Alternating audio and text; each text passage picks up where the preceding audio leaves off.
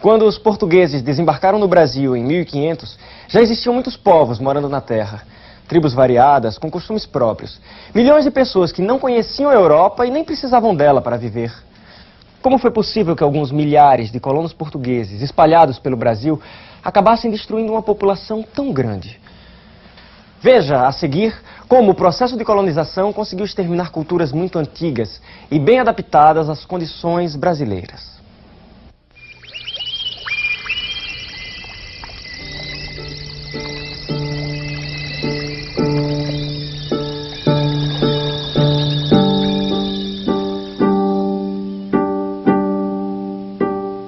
Imagine a TV viajando no tempo para mostrar o passado.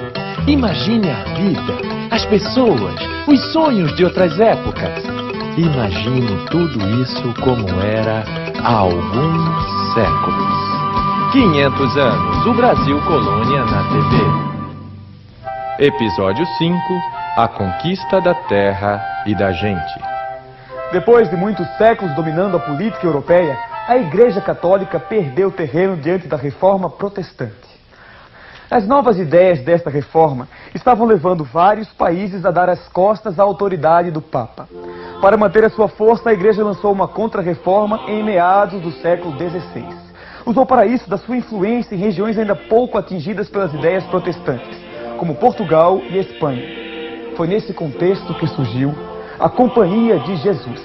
A Companhia de Jesus foi criada para levar a palavra de Cristo a todos os lugares. Seus membros são chamados de jesuítas. Somos muito bem preparados. Os primeiros jesuítas viajaram para o Brasil em 1549, junto com Tomé de Souza, o primeiro governador-geral da colônia. José Pereira nos dá maiores detalhes. Aqui no Brasil, os jesuítas começaram fundando colégios gratuitos em Salvador, São Vicente e São Paulo de Piratininga. Nesses colégios, eles ensinavam crianças brancas e índias a ler, escrever e rezar. O ensino dos nativos também era conhecido como catequese, e era comum os religiosos aprenderem a língua dos índios para uma melhor comunicação. Com licença, Pereira, mas os jesuítas só aprenderam a língua nativa porque isso facilitava a catequese. É bom deixar claro que os padres, além de não terem grande interesse na cultura dos povos da terra, não aceitavam as religiões nativas. Queriam mais era convencer os índios a ver o mundo da mesma maneira que eles. Está tudo errado na vida de vocês.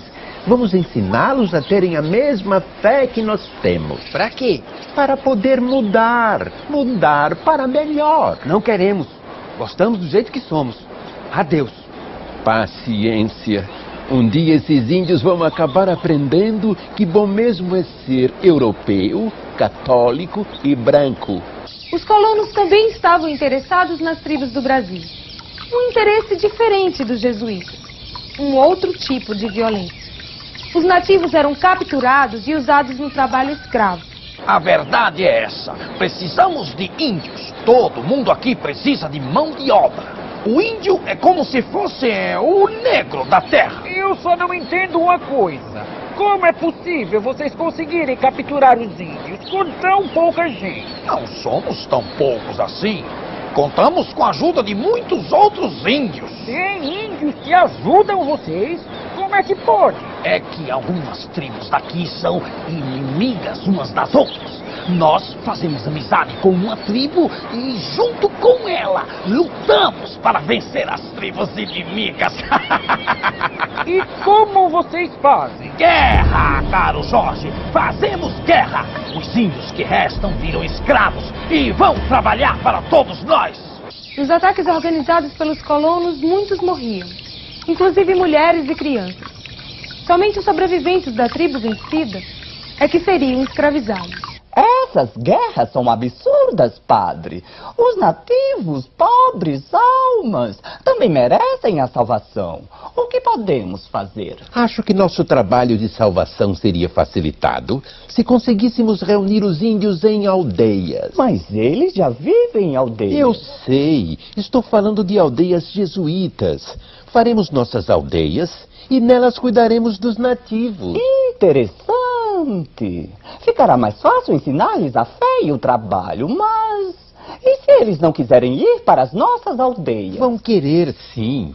E os que não quiserem, paciência. Se querem sofrer nas guerras, que sofram. Os nativos, que os europeus insistem em chamar de índios, vivem aos milhares no Brasil. A vida aqui é muito simples e diferente da Europa. Acontece que a maioria dos colonos, como o Sr. Medeiros, acha que simplicidade é o mesmo que selvageria. E não é! Esses índios vivem no mato, não têm cidades, não têm prédios, moram em cabanas de palha.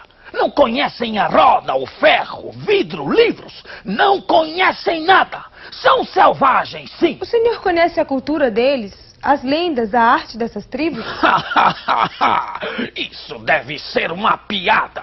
Bicho não tem cultura. O senhor acha que os nativos são animais? Acho. E lugar de bicho é no curral, feito boi e cavalo, comendo o que a gente dá e fazendo o que o dono manda. É por isso que o senhor acha que é justo escravizar e obrigar os nativos a trabalhar de graça? Lógico. Se tivermos que pagar um salário para esses bugres, não vai sobrar nada para nós. A colônia tem que dar lucro e prio. Senhor Medeiros, escravizar índios é contra a lei.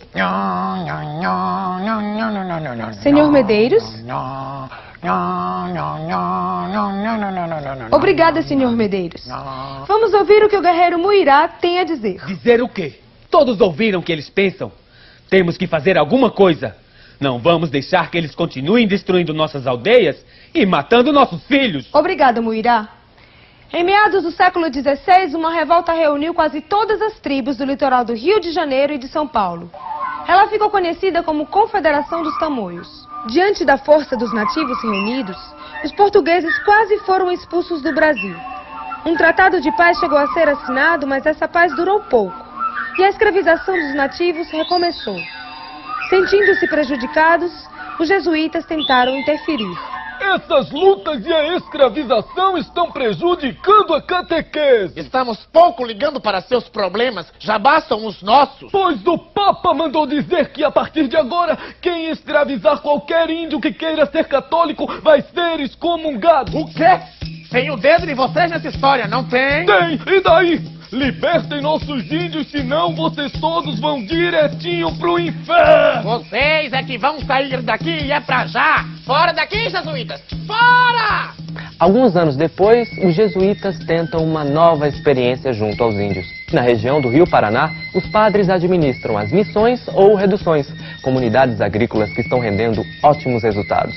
Todos nós aprendemos a falar a língua deles, o Guarani. Apresentamos peças de teatro, contamos histórias, ensinamos algumas músicas, tudo com temas da Bíblia. Se os índios gostam, eles adoram. São meio desconfiados, é verdade, mas acabam ficando e trabalhando conosco. Estou aqui há 10 anos. Devia trazer sua tribo para cá também. Não, preferimos ficar olhando de longe. Mas a missão é um bom lugar. Os jesuítas nos ensinam artesanato e como cuidar melhor da terra. Não sei, esse jeito deles é tão diferente do nosso. Pode ser, mas que outra escolha vocês têm?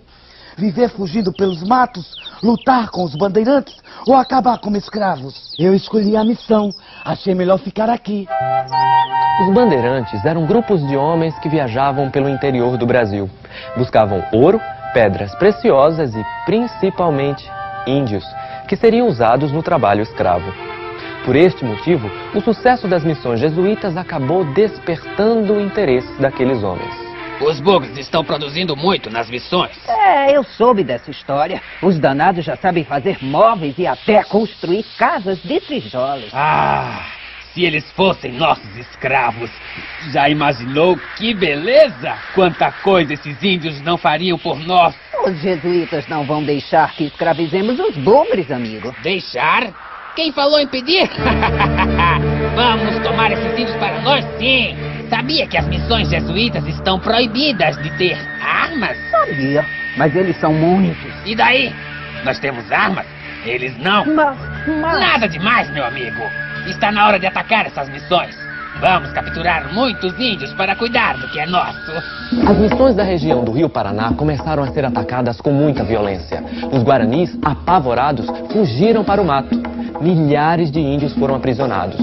Tudo isso prejudicou o trabalho dos jesuítas, obrigando as missões a se deslocarem cada vez mais para o sul. Somos padres, mas temos prática militar. Ensinamos o que podemos aos índios que ficaram. O problema é que os inimigos têm armas de fogo e nós só podemos usar arcos, flechas e lanças. Finalmente, em 1640, o rei da Espanha autorizou os missioneiros a usarem armas, permitindo que a luta ficasse equilibrada. Um momento, temos notícias de nossa correspondente ameríndia. Tainá, é com você. Estamos no ano de 1641. Os guaranis acabam de vencer a batalha de Imbororé, expulsando os bandeirantes de suas terras e garantindo espaço para que se retomem os trabalhos das missões. Agora temos um exército armado para nos defender dos ataques. Defenderemos nossas terras. Faremos o nosso trabalho melhor do que antes. As missões cresciam e se transformavam em pequenas cidades, com escolas, hospitais, oficinas, áreas de plantio coletivo e individual. Algumas missões tinham até professores de música, pintura e escultura. Sou cristão e sou livre. Aqui na missão eu posso cuidar do que é meu e do que é de todos. Temos de tudo. Trigo, milho, feijão, erva mate, frutas, legumes. O rei de Espanha está muito feliz com os impostos que pagamos. O Papa também, graças aos nativos que convertemos. Podemos dizer que as missões se transformaram num sucesso religioso, social e econômico. Notícia extraordinária. A assinatura do Tratado de Madrid entre Portugal e Espanha exige a nova marcação de terras na região das missões jesuítas. Vale explicar que o território onde estavam as missões foi alvo de muitas disputas entre Portugal e Espanha. Com a assinatura do Tratado de Madrid, as missões seriam obrigadas a se deslocarem mais uma vez, após quase 100 anos de permanência na região. Mas desta vez, os guaranis não pensavam em fugir dali. Uma comissão está vindo da Espanha para demarcar um novo território. Seremos obrigados a sair. Outra vez? Já decidimos o que fazer. Recebemos essas terras de Deus e de São Miguel. Não podemos entregá-las a estranhos. Vamos lutar. Eu também não sairei daqui. Vou ficar e lutar ao seu lado, Cepé. Liderados por Sepete e Araju, os guaranis revestiram a demarcação das terras, enfrentando as tropas espanholas e portuguesas. Os nativos garantiram algumas vitórias. Mesmo assim, várias missões foram destruídas e milhares de inocentes foram mortos.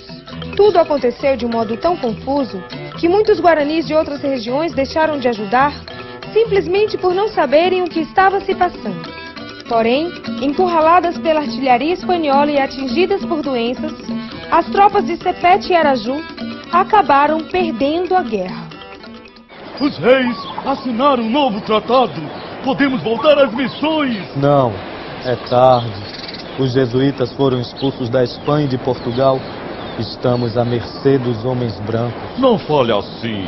Esta terra nos pertence. Somos homens livres. Eu sei, mas o homem branco não sabe e nem quer saber.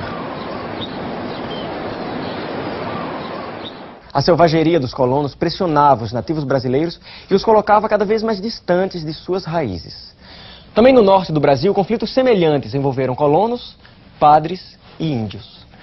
No próximo episódio, veja como as tribos que viviam na região amazônica resistiram à invasão de suas terras e à escravização de sua gente.